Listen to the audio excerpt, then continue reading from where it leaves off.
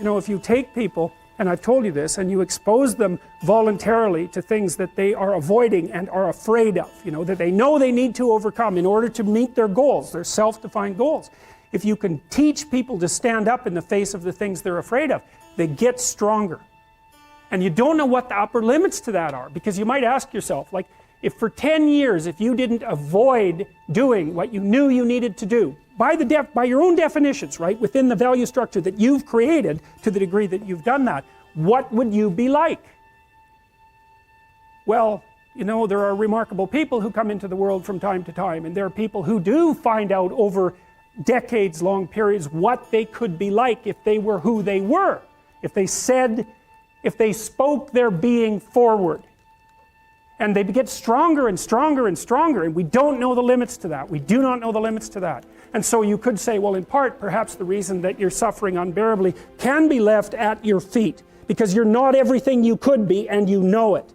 And of course, that's a terrible thing to admit, and it's a terrible thing to consider, but there's real promise in it, right? Because it means that perhaps there's another way that you could look at the world, and another way that you could act in the world, so what it would reflect back to you would be much better than what it reflects back to you now. And then the second part of that is, well, imagine that many people did that, because we've done a lot as human beings. We've done a lot of remarkable things, and I've told you already, I think before, that today, for example, about 250,000 people will be lifted out of abject poverty, and about 300,000 people attached to the electrical power grid. We're lifting people out of poverty collectively at a faster rate that's ever occurred in the history of humankind by a huge margin. And that's been going on unbelievably quickly since the year 2000. The UN had planned to have poverty between 2000 and 2015, and it was accomplished by 2013. So there's inequality developing in many places, and you hear lots of political agitation about that. But overall, the tide is lifting everyone up, and that's a great thing. And we have no idea how fast we could multiply that if people got their act together and really aimed at it. Because, you know, my experience is with people that we're probably running at about 51% of our capacity. I mean, you can think about this yourselves. I often ask undergraduates how many hours a day you waste, or how many hours a week you waste. And the classic answer is something like 4 to 6 hours a day. You know, inefficient studying, watching things on YouTube that not only do you not want to watch, that you don't even care about, that make you feel horrible about watching after you're done. That's probably 4 hours right there. You know, you think, well, that's 25 hours a week, it's 100 hours a month, that's 2.5 full work weeks, it's half a year of work weeks per year. And if your time is worth $20 an hour, which is a radical underestimate, it's probably more like 50 if you think about it in terms of deferred wages. If you're wasting 20 hours a week, you're wasting $50,000 a year. And you are doing that right now. And it's because you're young, wasting $50,000 a year is a way bigger catastrophe than it would be for me to waste it, because I'm not going to last nearly as long. And so if your life isn't everything it could be, you could ask yourself, well, what would happen if you just stopped wasting the opportunities that are in front of you?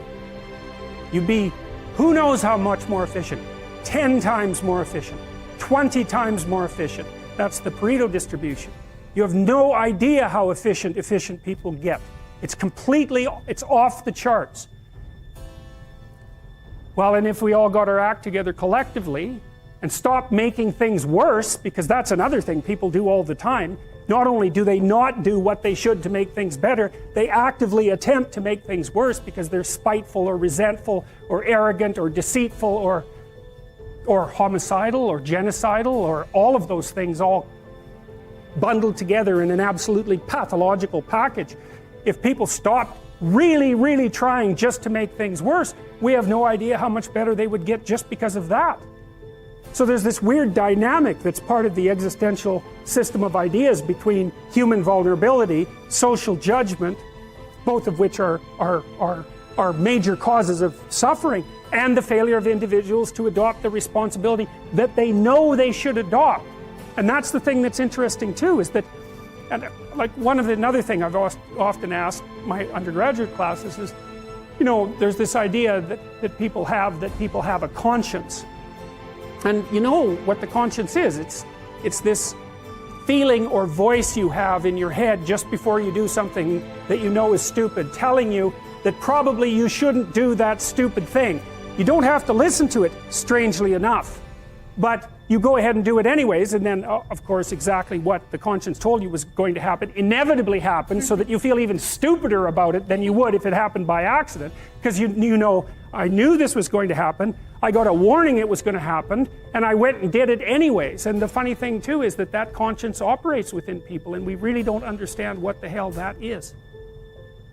So you might say, well, what would happen if you abided by your conscience for 5 years or for 10 years? What sort of position might you be in? What sort of family might you have? What sort of relationship might you be able to forge?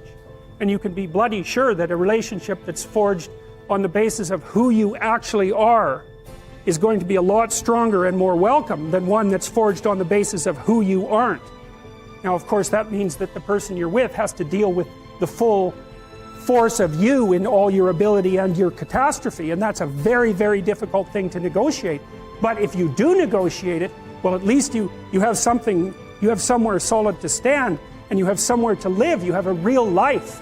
And it's a great basis upon which to bring children into the world, for example, because you can have an actual relationship with them instead of torturing them half to death, which is what happens in a tremendously large minority of cases.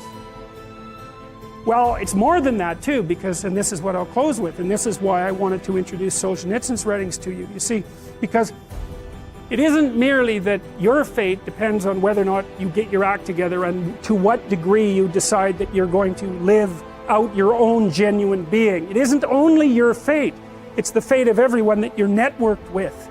And so, you know, you think, well, there's 9 billion, 7 billion people in the world. We're going to peak at about 9 billion, by the way, and then it'll decline rapidly. But 7 billion people in the world, and who are you? You're just one little dust mote among that 7 billion. And so it really doesn't matter what you do or don't do, but that's simply not the case.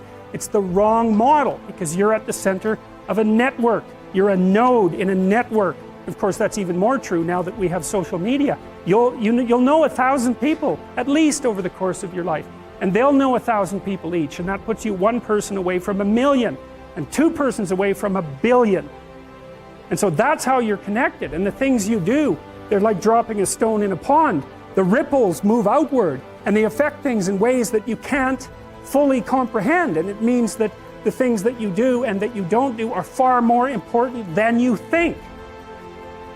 And so if you act that way, of course, the terror of realizing that is that it actually starts to matter what you do. And you might say, well, that's better than living a meaningless existence. It's better for it to matter. But I mean, if you really asked yourself, would you be so sure if you had the choice? I can live with no responsibility whatsoever. The price I pay is that nothing matters. Or I can reverse it and everything matters. But I have to take the responsibility that's associated with that. It's not so obvious to me that people would take the meaningful path.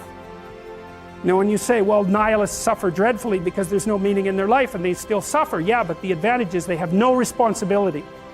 So that's the payoff, and I actually think that's the motivation. Say, well, I can't help being nihilistic. All my belief systems have collapsed. It's like, yeah, maybe. Maybe you've just allowed them to collapse because it's a hell of a lot easier than acting them out. And the price you pay is some meaningless suffering, but you can always whine about that and people will feel sorry for you, and you have the option of taking the pathway of the martyr, so that's a pretty good deal, all things considered, especially when the alternative is to bear your burden properly and to live forthrightly in the world. Well, what Solzhenitsyn figured out, and so many people in the 20th century, it's not just him, even though he's the best example, is that if you live a pathological life, you pathologize your society. And if enough people do that, then it's hell. Really. Really. And you can read the Gulag Archipelago if you have the fortitude to do that, and you'll see exactly what hell is like. And then you can decide if that's a place you'd like to visit, or even more importantly, if it's a place you'd like to visit and take all your family and friends. Because that's what happened in the 20th century.